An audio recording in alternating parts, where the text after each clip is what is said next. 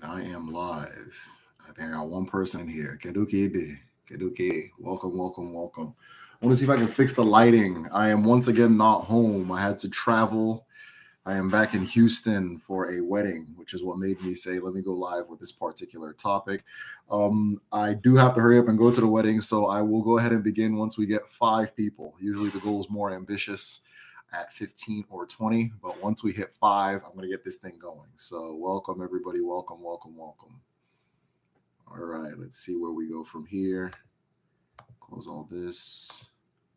We are live. Today's topic is why do the Igbo people pay bride price? I'm going to just give a quick overview of what bride price is and why it's paid and the rationale behind it and so forth. Because, I've heard a lot of different takes as to what it is and what it pertains to and so forth.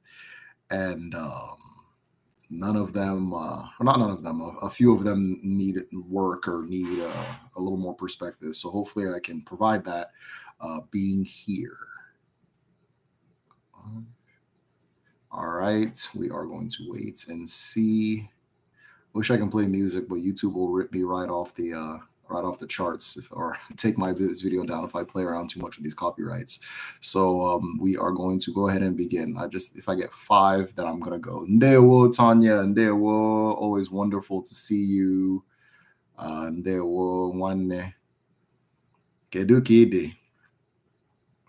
Let's see if she can respond correctly. Tanya, kedu kidi.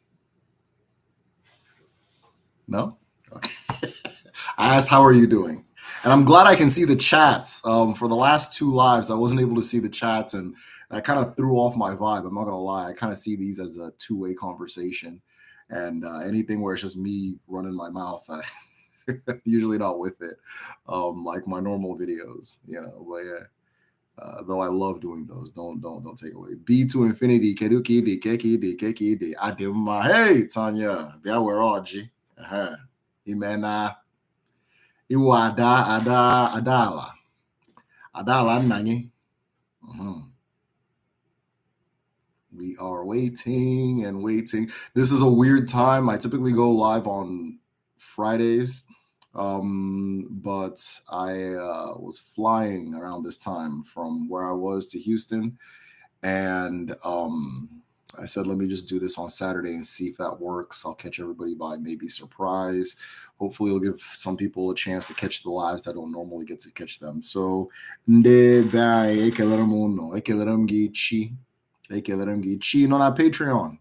Achọrọ m ime onye iwu. Chi nọ na Patreon. Ị nwere ike ịza mgbe ọbụla ị chọrọ ịza. Ndewo, everybody. Ndewo. Yo, I set the goal at 5 and we're just lingering at 3. I should have set it at 100 and see if we can linger at 30.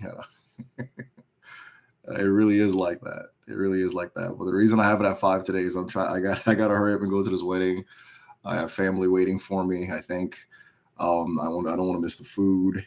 I am very hungry. I've saved my appetite thinking that I'm going to eat today at the wedding. And so yeah. Mba. Achọpụtara channel. No, okay, welcome. Oh, welcome. Okay.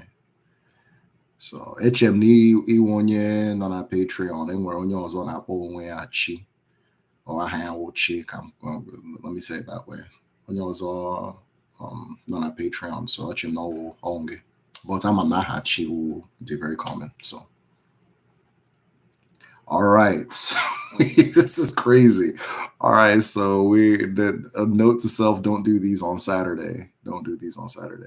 We are at 3. We do 2 more, and I'm good to go. By the way, we have 3 people in here and 1 like. Let's get that caught up. Let's everybody hit the like button. It helps on YouTube. It helps the channel tremendously. So if you want to help the channel, one of the easiest ways to do is to hit the like button. The like button somewhere down below. Just find it down below and hit like, and we will begin. He said, oh, okay. Ahambu. Chigozirim. Oh, I can't remember. I didn't one there. So 2-2. Okay, we're at 2-2. Wonderful. All right, let's see if we can either before we get 5 people in or we hit the 7-minute mark, because I'm not about to make a video where I'm just lingering for 10 minutes. So once we hit the 7-minute mark, or if we get 5, I'm going to go ahead and let it go. So, but yeah,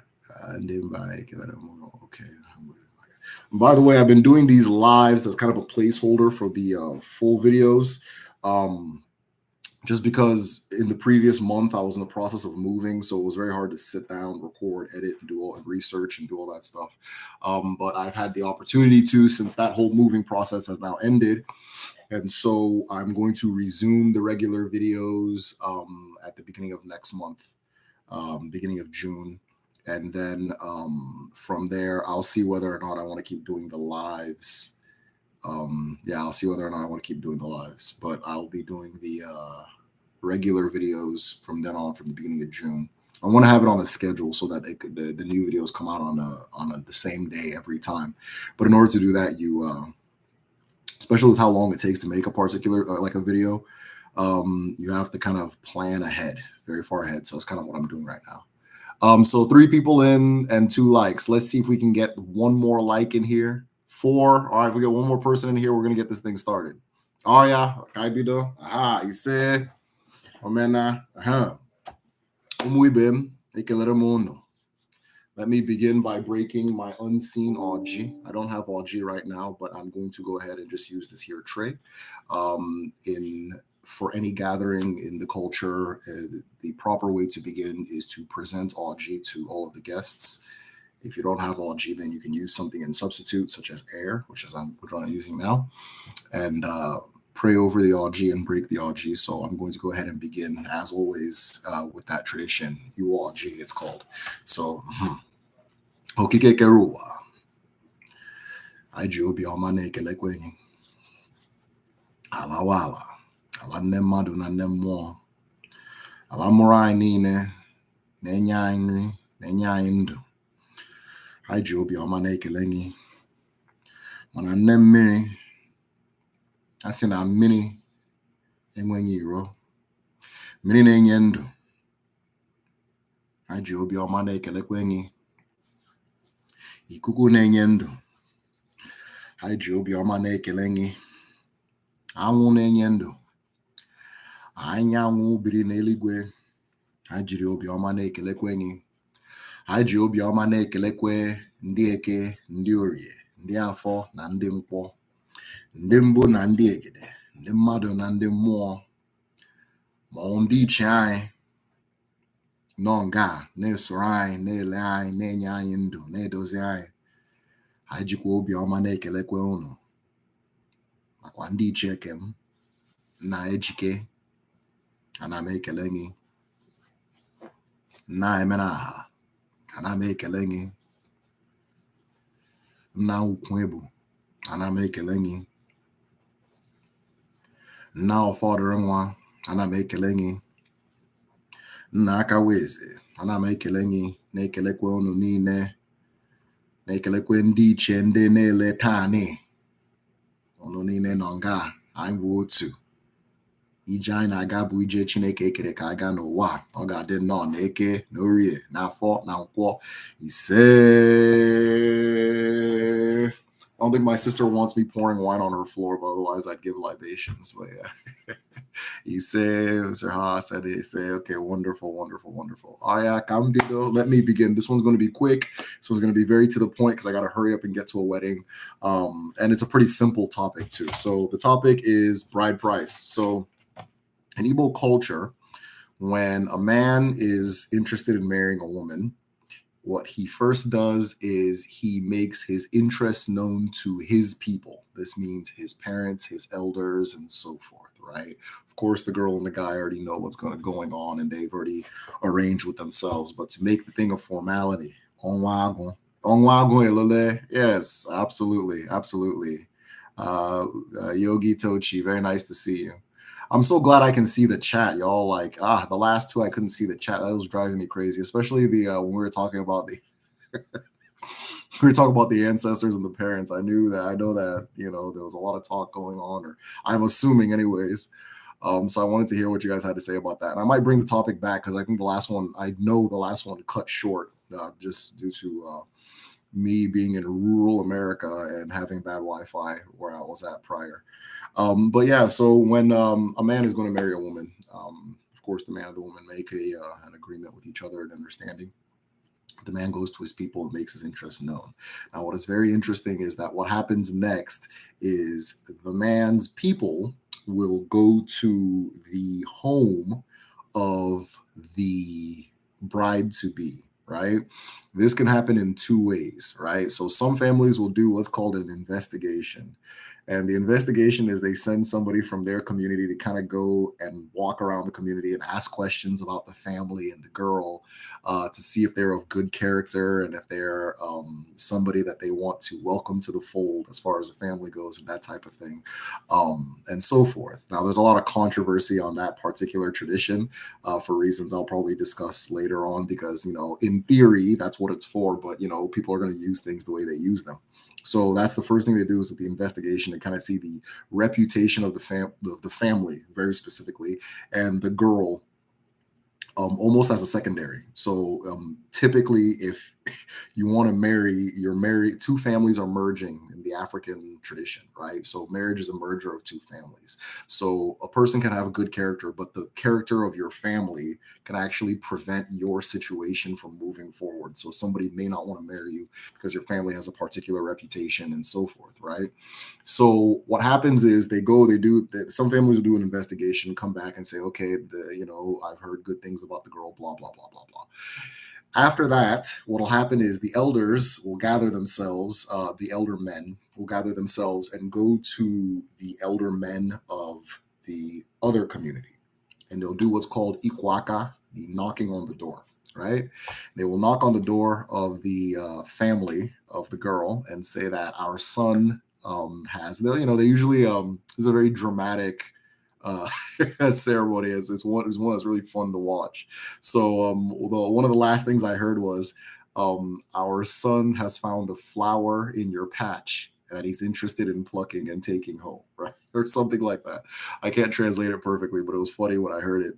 But they'll say something dramatic and funny like that, very poetic sometimes, and the family will then let them in and they'll say, okay, come back on this day. They'll give them a specific day. Come back on this day and we'll discuss this marriage that you're proposing. They never say that, or this thing that you're proposing.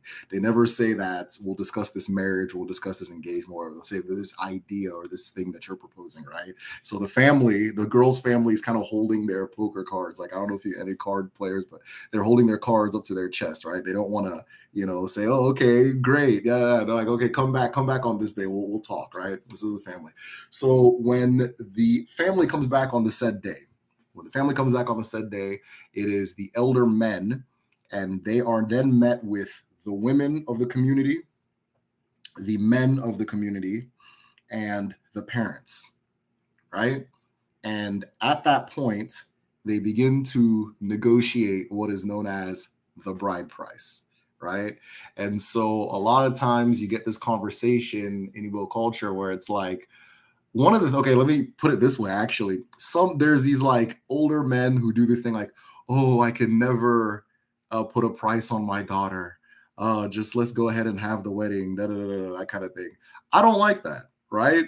I don't like that because a bride price is not a price on your daughter to begin with, right? I know what you're trying to say is that, my daughter is priceless, but he's not buying your daughter, right? And so when you say things like that, it kind of perpetuates this underlying thing where people think it's like a purchase, or like people who don't know, usually people that are not very well informed will see it as like a purchase, like I'm purchasing this person's daughter and I'm, that kind of thing and blah, blah, blah, blah.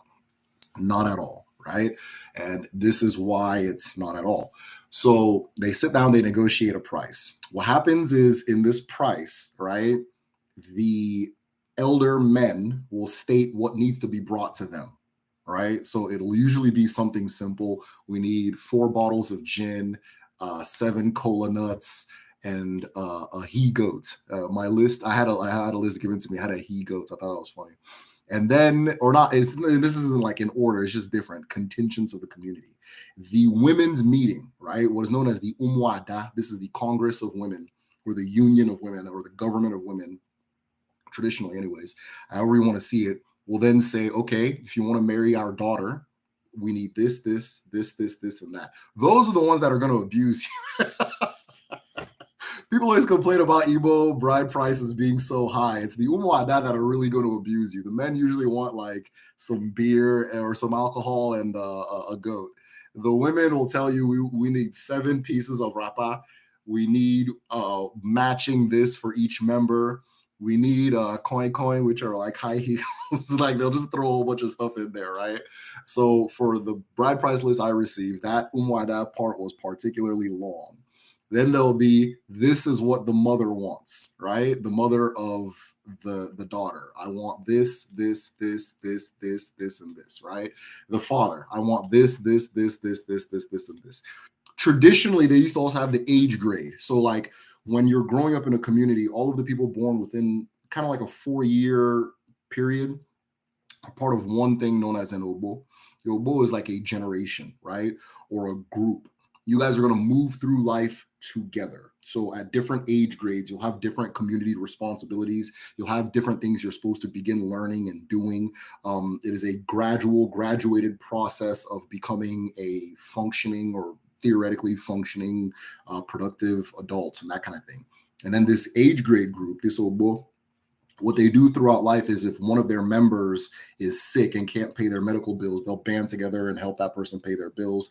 Or sometimes they'll come together and help that person get a chance to go abroad and, to a different country so that they can go and bring the other ones over and that kind of thing. It's kind of like a union of people looking out for each other that are all within the same age and so forth. Traditionally, not so much anymore. They would also reprimand each other. So like if one of them did a crime or something like that, they would be the ones that kind of set up court and dealt with that there. If they're not able to do it, it gets handed over to the community and so forth. So the age grade used to have, but I didn't see an age grade one because a lot of communities don't do age grade anymore. This is one of the things I'm going to work on reviving when I go back home, by the way, is the age grade situation, because it's a wonderful process or wonderful culture, part of the culture. So each of the people will say these are all the things. Now, here's what a bride price is. A bride price is a test of might, right? Because there's people who will say that it's to see if the man can provide for the daughter. That is part of it is true, but it's a test of might and it's a test of seriousness, right? You are coming to my community. You found somebody who is very valuable, who is our daughter, and then you're saying, I want her to be a member of my community, right? Okay, are you worthy of this situation, right? If you are worthy, you'll be able to do all these different things. It's kind of like the 12 trials of Hercules. I'm trying to think the exact thing where he had these huge tasks that he had to achieve and these big monsters he had to slay. That's more or less what a bride price list is we only give our daughters out or marry our daughters out. They will say give our daughters out. We only give our daughters out to the best. So if you are worthy, you'll be able to complete this list and so on and so forth. Now, bride price lists are going to be very different. Before, it used to be based on the girl. But I know that in my state, in Imo State, they passed a law a long time ago, a decades ago, to standardize it so they don't do like people aren't playing around like, oh. Well, before they used to be like, if she was educated, they would tack on more stuff. Just different things. If she had a good character, tack on more stuff. If she was a virgin, tack on more stuff. So all these different things would come together and be a part of this thing. It's like, okay, are you worthy of calling this girl your wife, right? Are you worthy of having this girl be a part of your family? That kind of thing, right?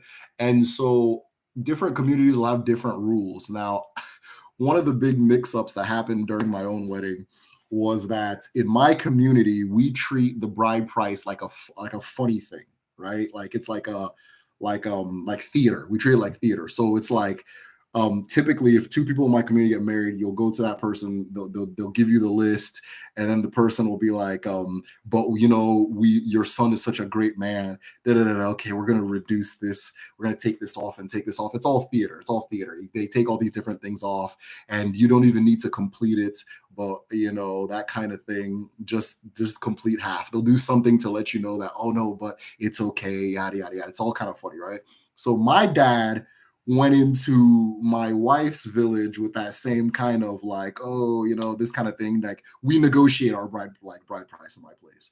Her place, they do not do that. They do not do that. They do not do that. So when he started, he said everybody was looking at him like, hey, dude, exactly. He said, oh. And so everybody's looking at it like, bro, what? And so yeah, they don't negotiate. And then in their place, you have to pay it in full. In my place, you pay in half.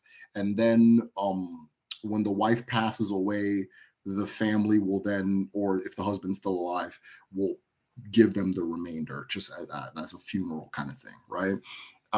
But in her place, you pay it in full. And so my dad told me, oh, but you only have to pay half and this and this and that.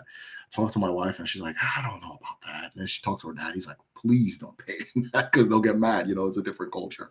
And where she's from, they're like notorious. Like, their stereotype is that they're like they treat bride price like they're anyways, I'm not saying crazy. Bride price is like their number one franchise, that kind of thing. So but yeah, so every place is gonna have their different thing, but it's really a test of might, testing to see if you are worthy of having this girl or this woman now become a part of your family, become a part of you, become a part of your community.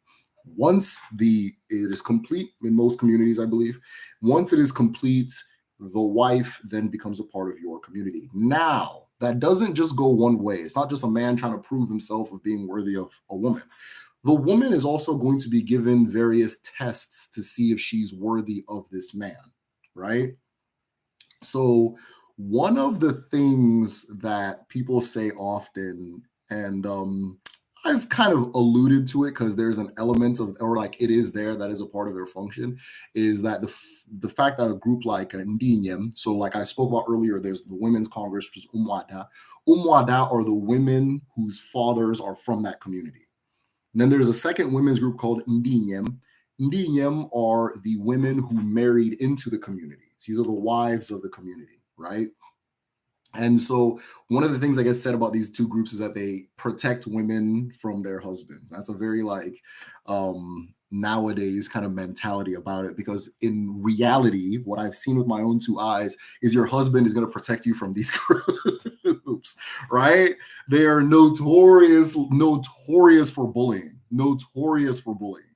and so they're members, right? They're very tough. Like, a lot of times they're tough. There's a lot of drama going on with them. This is just something they're notorious for, up and down. But then when there's an issue, they'll band together, and like an issue facing the women, they band together and fight it as a united force, right? So that same kind of fighty energy they have, you as an outsider don't want to mess with it, right? So it does protect women, and then at the same time, a lot of times it's your husband protecting you from them. So anyways, while the bride price is being paid, things like that, there's a period of time by which the wife will come into the community, and she'll be under this is back in the day, a lot of communities don't do this anymore.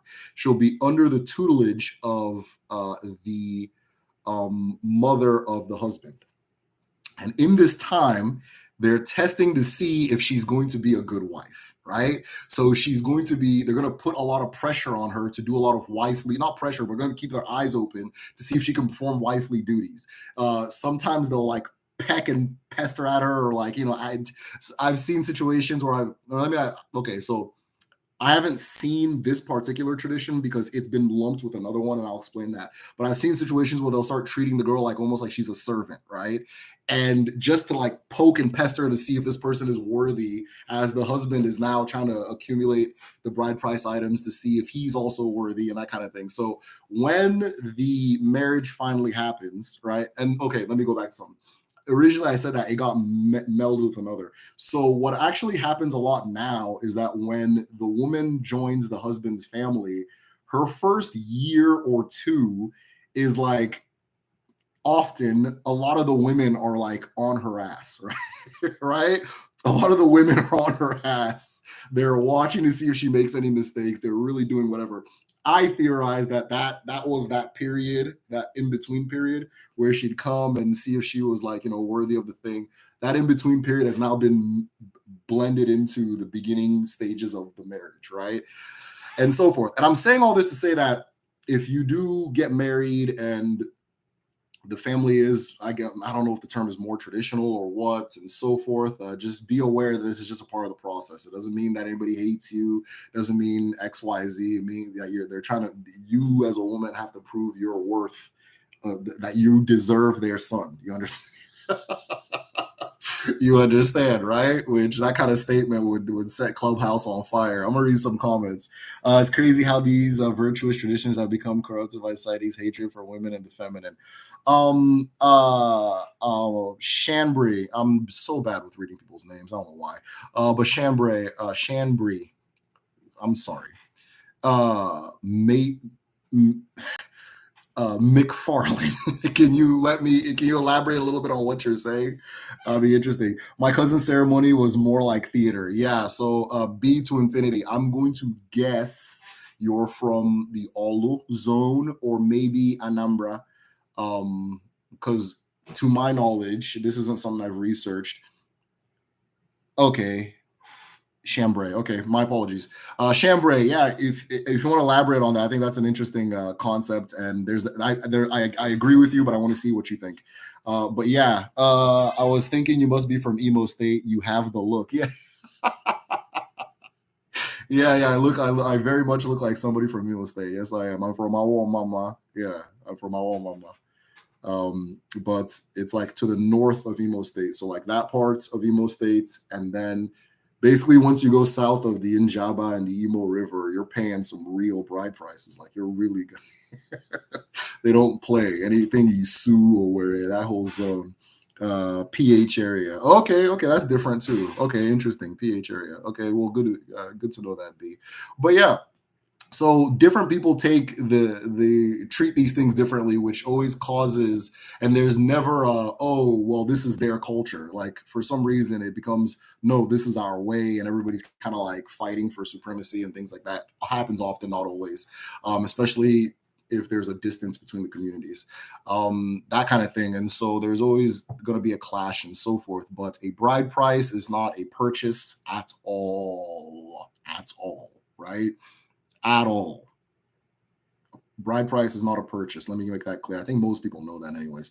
Bride price is not a purchase, for one, and then it's part of it is to, yes, if this is this young man going to be able to provide for our daughter, but it has to be also remembered that the in Igbo culture, your husband doesn't provide for you entirely, right? Your husband provides for the greater family, but then you also provide for yourself, your children, and your husband as a woman. So it's not like you're going to come there and just be like, watching over the plantation while, your husband, brings in money. That's not the culture there.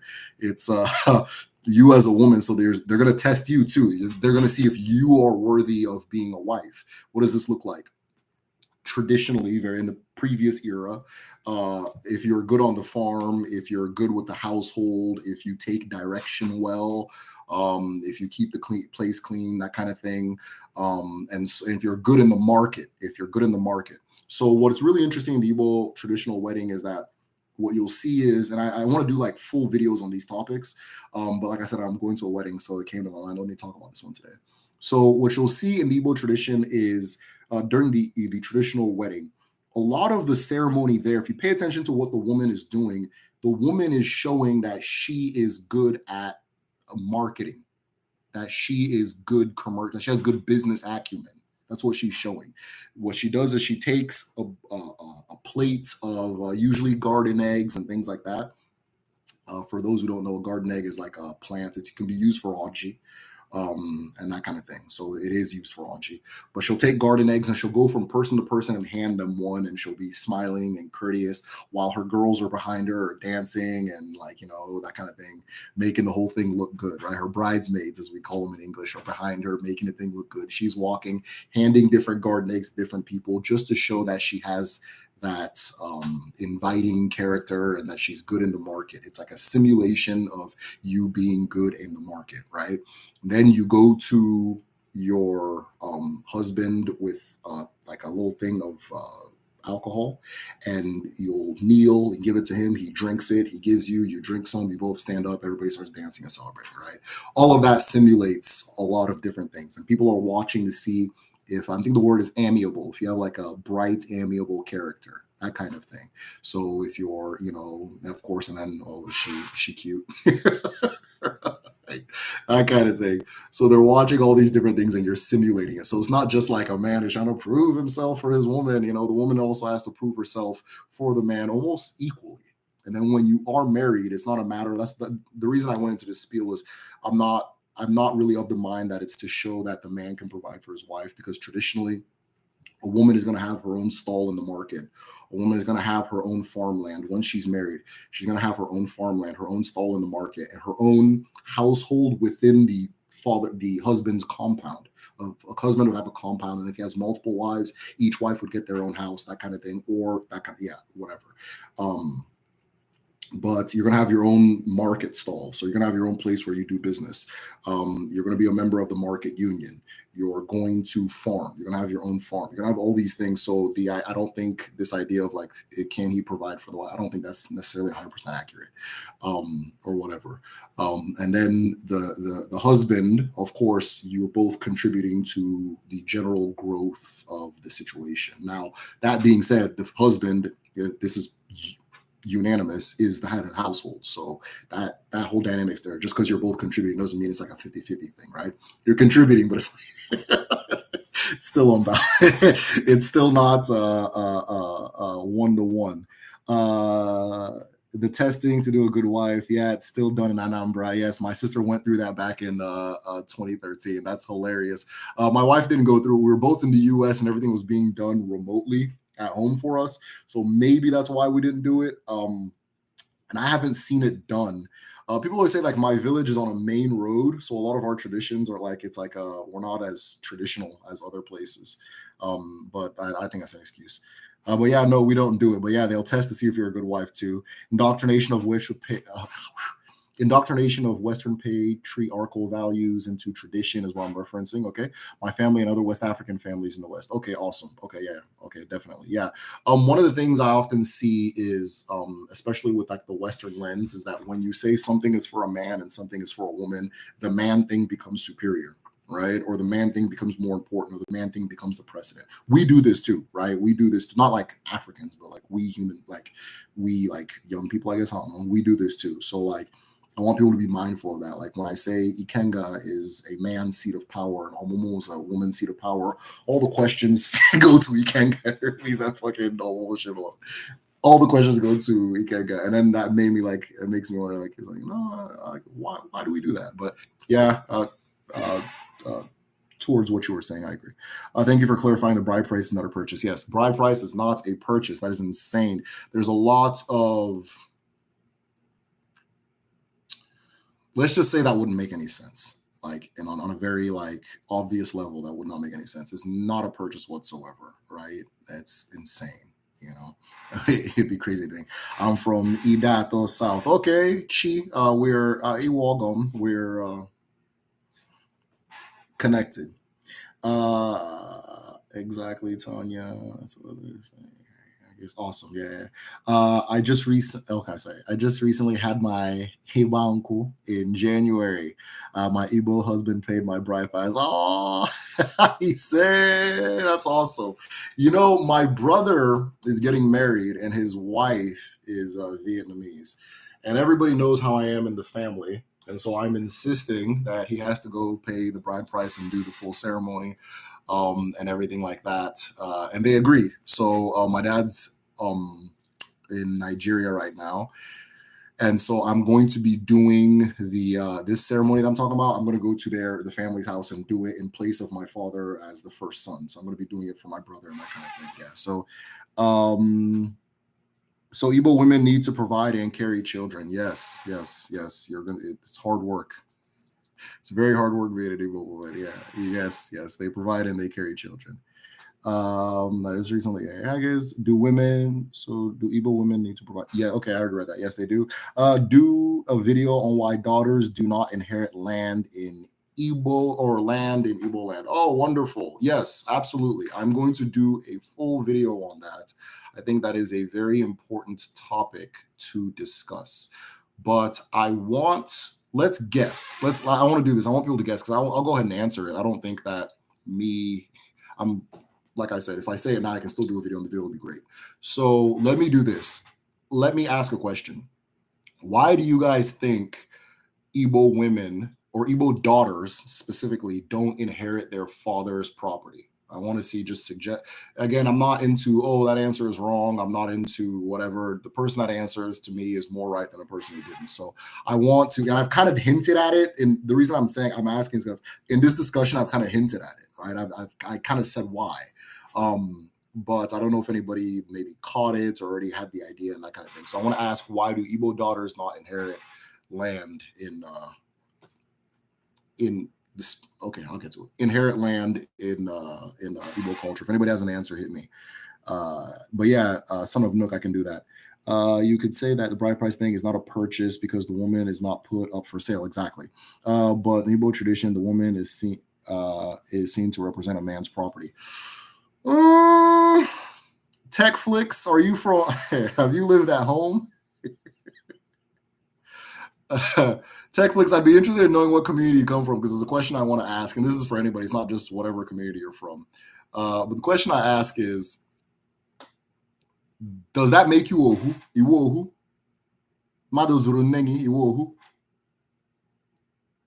I promise you'll say no. But yeah, if you don't speak Igbo or anything like that, let me know and I can answer that for you. Mado zuru nengi iwu ohu now.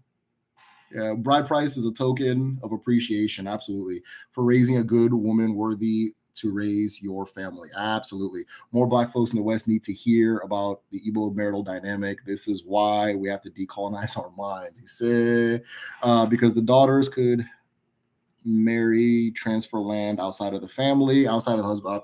Homegirl healer, you got it. 100%. 100%. I think the reason why we don't inherit may be connected to we're expected to provide birth the next generation. Also, the children technically belong to the father's family. Yes, that's a big part of it. Yeah, that's a big part of it, chica. I want to see if anybody else got. I'll wait for one more in 5, 4, 3, 2, 1. All right, I'll go ahead.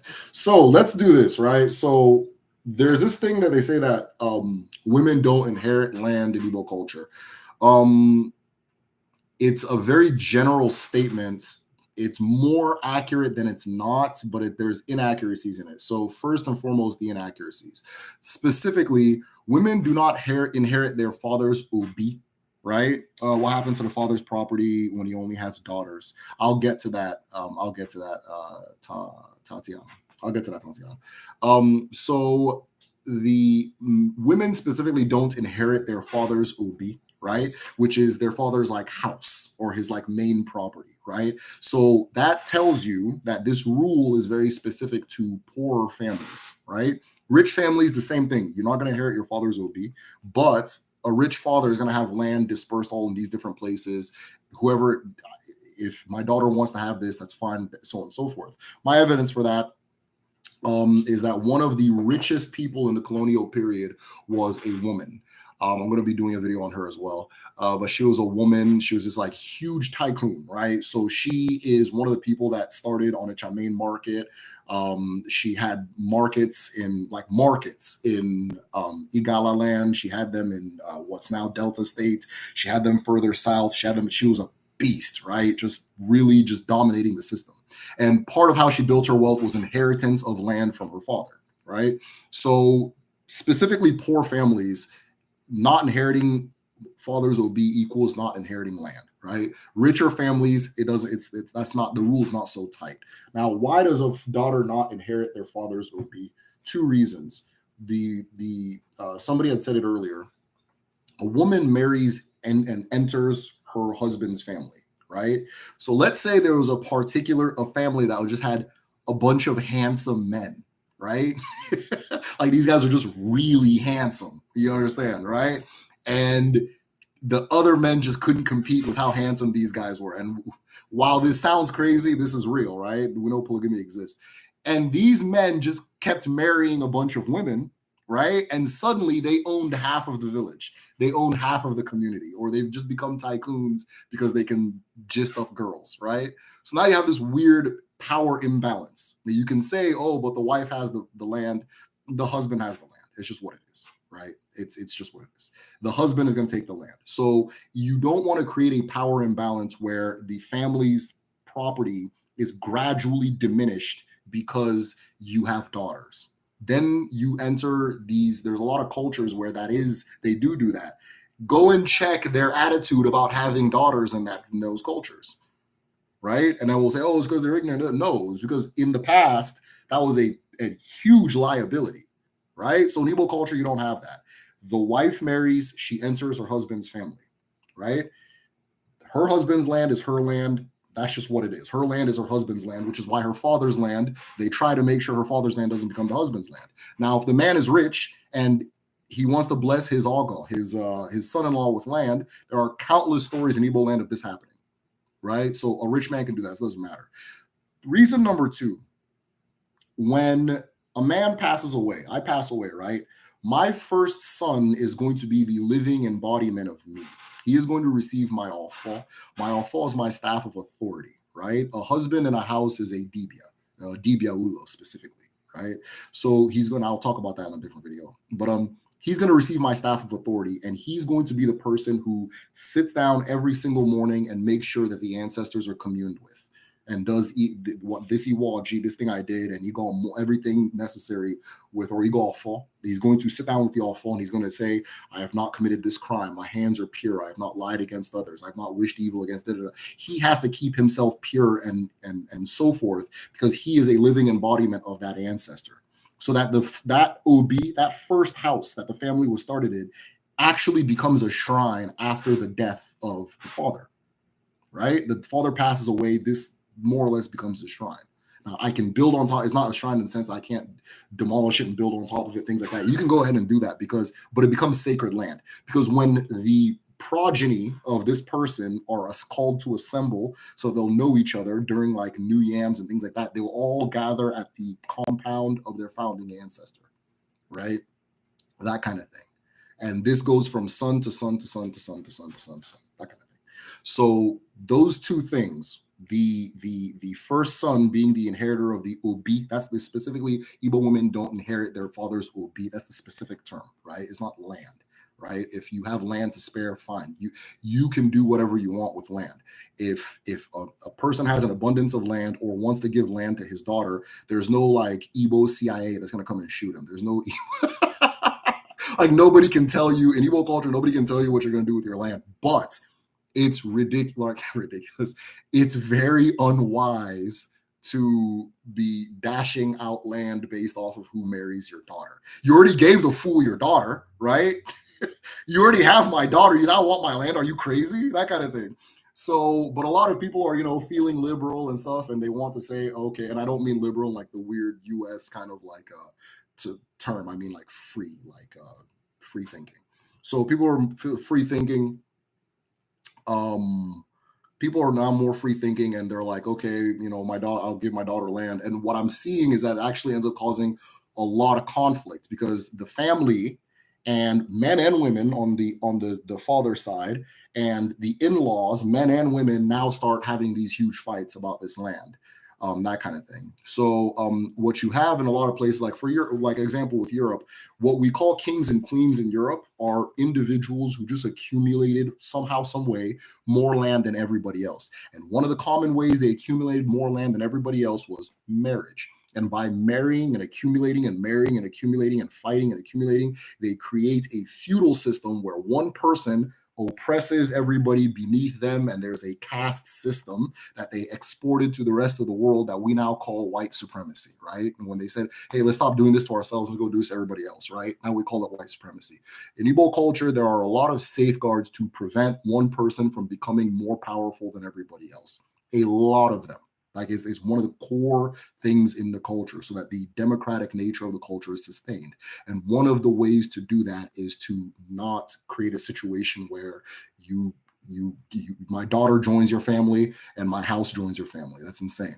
So I'm going to read some of these comments because I know that something's been said here. Because, but yeah, so bride price is token appreciation. Awesome, awesome, awesome.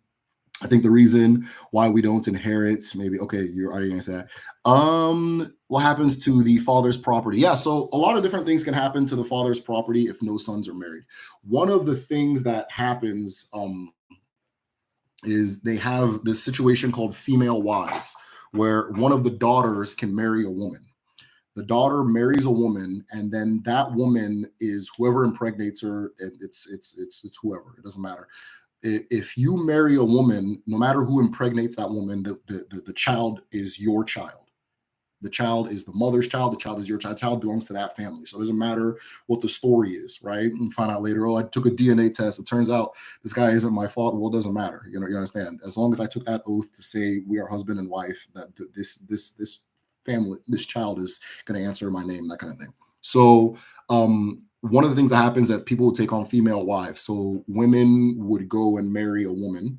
That woman would become pregnant. And then if a male child is produced, that child would then inherit the Offa and the Obi of their father and be what's called the Opara, the first son, that kind of thing, right? So would inherit that kind of thing, right?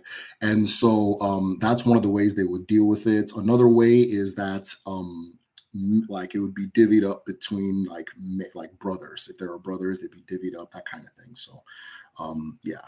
More Black folks. Okay, I already heard that.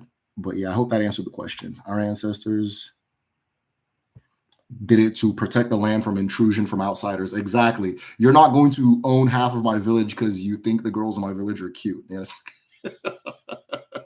That's not going to happen, bro. That's not going to happen. Yes, it was to keep what we book with. Our ancestors are smarter than us. I think so too. The reasons why daughters don't inherit land and property in Igbo culture reminds me of WWE Triple H marrying into the McMahon family. You see how confusing that got, right? You see how we're all thinking, okay, Vince gets the company from his dad. He's going to pass it to Shane. Shane is jumping off of the Titantron. I'm pretty sure he jumped off Hell in a Cell. He's doing all this crazy stuff. He's going to inherit the thing. And all of a sudden, some guy schmoozes his sister. Now, all of a sudden, he might get the company, and they're going back and forth, and Shane's got it. That's insane. That's insane. You know, love is a very irrational thing, and we're not going to do love in the land politics based off of love and attraction. You understand? That's not going to happen. But yeah, Triple H McMahon is the perfect example of that. And what's interesting too is that daughters typically, often, marry men that are similar to their fathers. You know what I'm saying? Assuming they knew who their father was and that kind of thing. There's different circumstances for different people. Marry men who are like their fathers. So it's very easy for a man to get along with their in-law. It's their son-in-law. It's very easy. There's little tension in that relationship. There's usually an underlying factor that makes these two people similar. You understand? So it's just a dangerous mix where this guy, I don't know. We can't do that. Yeah, we can have a Triple H situation. Hey, this is a great topic. Hey, my wife is here. Ula Kuibe. That's my wife, y'all. Hey, great topic. Ola thinks you're here and keeps talking to this guy. Ola's my daughter. Ola's my Ada. Yeah, Ola's my daughter, and that's my wife. Hey, lady. I'm talking to my daughter now. Y'all gonna have to wait. Hey. Okay. How would the dynamic be described if? Wait. How would the dynamic you describe change if the man is an American going to his father's village? Okay, if a man is an American and marries maybe an Igbo woman or like an African woman, then the African woman becomes American. or specifically African American, whatever term somebody wants to use, ADOS, FBA, all those, whichever term the person is comfortable using, that woman joins your culture, right? That woman joins your culture. I said this in another discussion, but the nucleus of African culture is family. Family before even what we call culture. What we call culture is an accumulation of family activity, right? So that woman joins your family. I mean, in the West, they'd say they have the last name thing. Okay, she has my last name now, right? That thing has a meaning.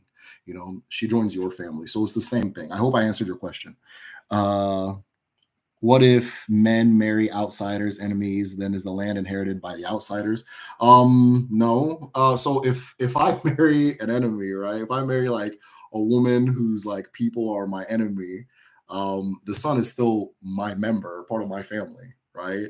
Part of my family. And what's actually interesting, I found when I was researching two events. The Oka Civil War. So there's a community in Igbo land known as in Oka that's known for like ironsmithing and come to find surgery. They're very like surgery or forming surgical tools, things like that. And they had a big civil war. And I found that the wives of the two communities were actually a key piece in the peace negotiation because they have one foot in the Umwada, where they're from, and the Ndinyem of where they've married to. So they're like the link, right? That kind of thing. But yeah, a man can marry whoever he wants. That kind of thing. Hello, medicine chef's wife. Tech flicks, you're right. It's just political correct. Igbo people do not romanticize marriage. Okay. Men and women have their respective roles. Yes. These determine whether a partner is good or bad. Absolutely. Absolutely. Yeah. Tech flicks, I missed your comment, but you're 100% correct. Marriage is about playing your role more than it is about, oh, I like him, I like her, right?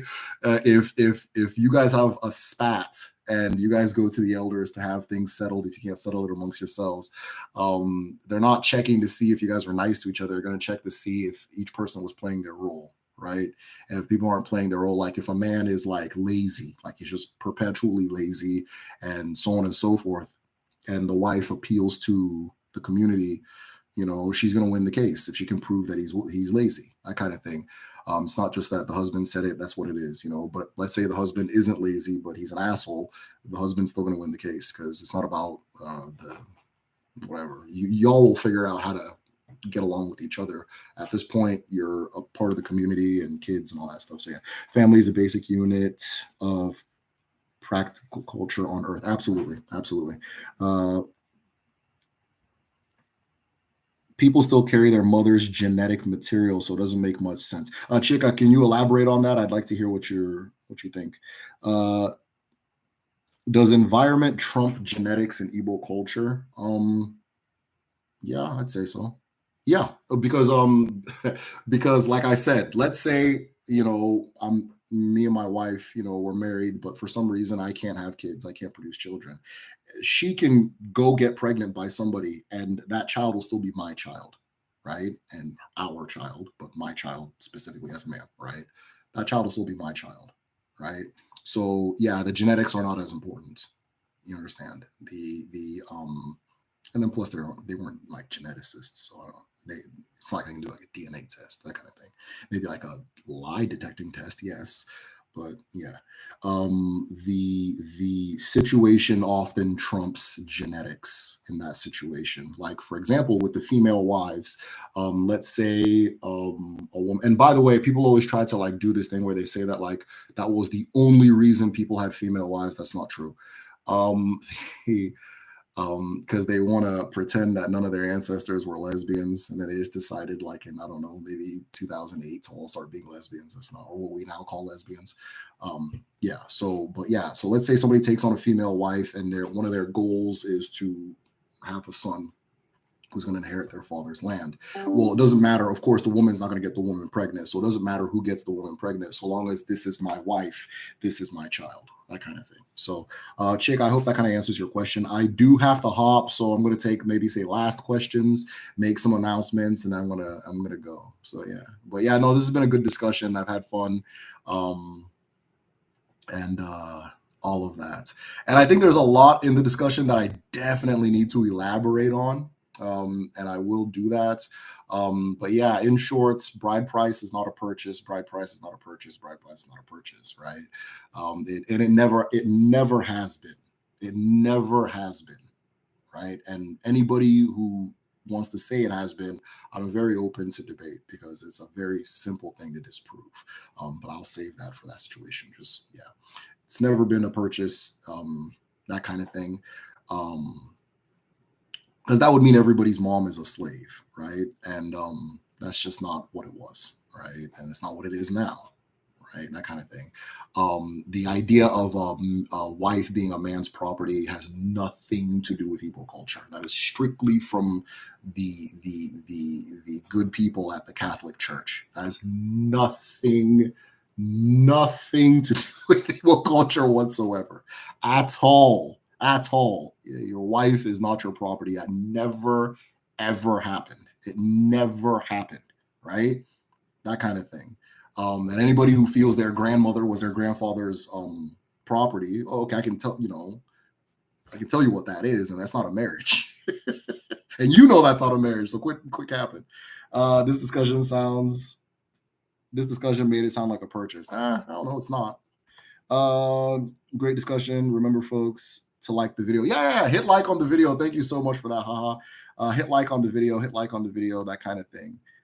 But yeah, one, not a purchase, and more so a test of ability, right? Oh, you think you can come here and take our daughter? Okay, well, these are the things you need to do to show us that you're man enough to call this our daughter, your wife, to show us you are man enough. At the same time, the wife is going to be tested by the family, right? Typically, like unanimously, like almost always the women in the family, right? Oh, okay. Hey, I dropped my shoe. Pick it up. Did you cook anything? This and this and that, just all these different things. Oh, she acts like this, she acts like that. All these different things to kind of test and annoy both sides, right? To test and annoy both sides. One of the things my dad did say as well is that entire process is there to prevent young people, or how do I put it this way?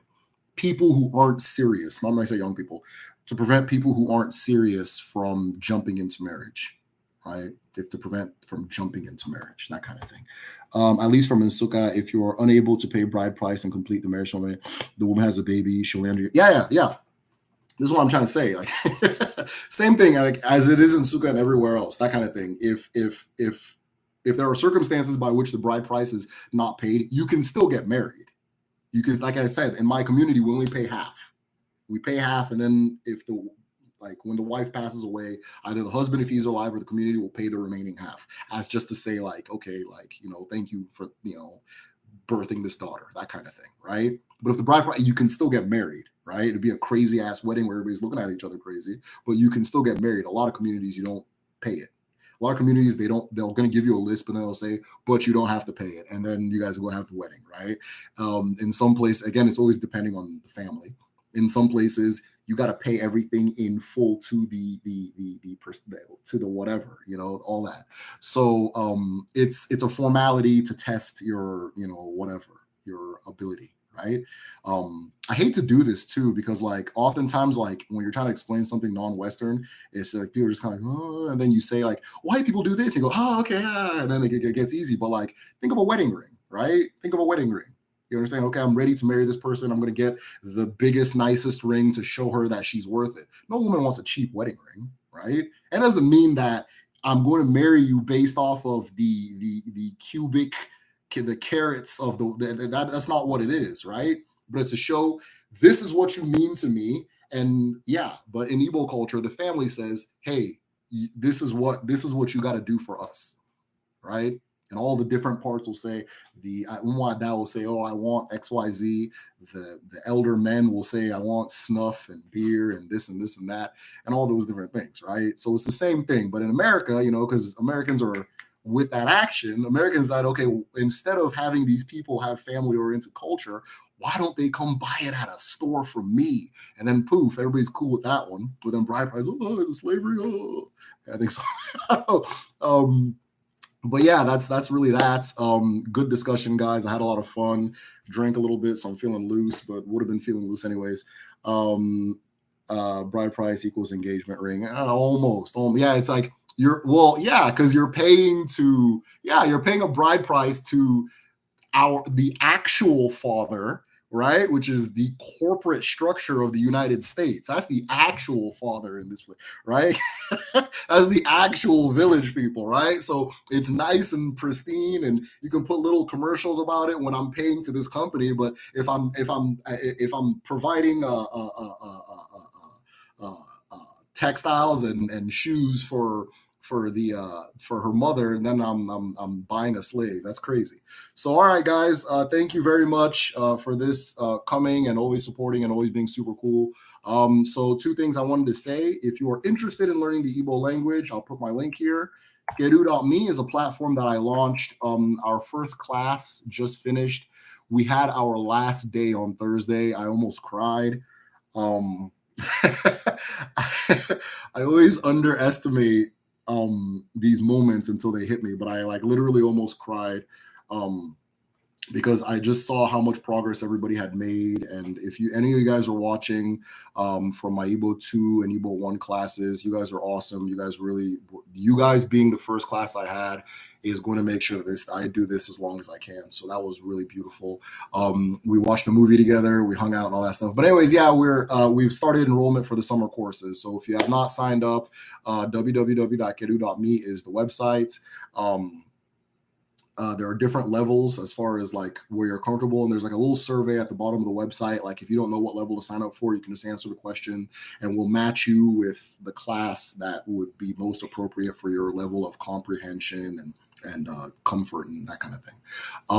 Each student gets an instructor and a coach, so you have somebody who you can like talk to in like very no judgment, no laughing, no snickering environment that hopefully makes everybody feel comfortable. And there's that. Dial in one day, tune in for more, absolutely. And then if you want to support the channel, support at patreon.com/medicine shell. The patrons get access to my full in-house library. So if I'm saying anything and it sounds unbelievable, you can go and check the sources there. But generally, I have hundreds and hundreds of like very hard to find books. Some of them are hard to find. Some of them are different places online. Articles, studies, different things like that. That I provide that's open to anybody. It's categorized by interest and topic and that kind of thing. And like I said, there's hundreds of it in there. Very interesting stuff. A lot of it I have not even touched the iceberg. Like I have not touched the tip of the iceberg on. So all of that is available at at patreon.com/medicine shell. You also have access to my Odinani calendar. So patrons have access to the calendar. And what it does is it syncs to your Google Calendar, where like it'll tell you what market day it is.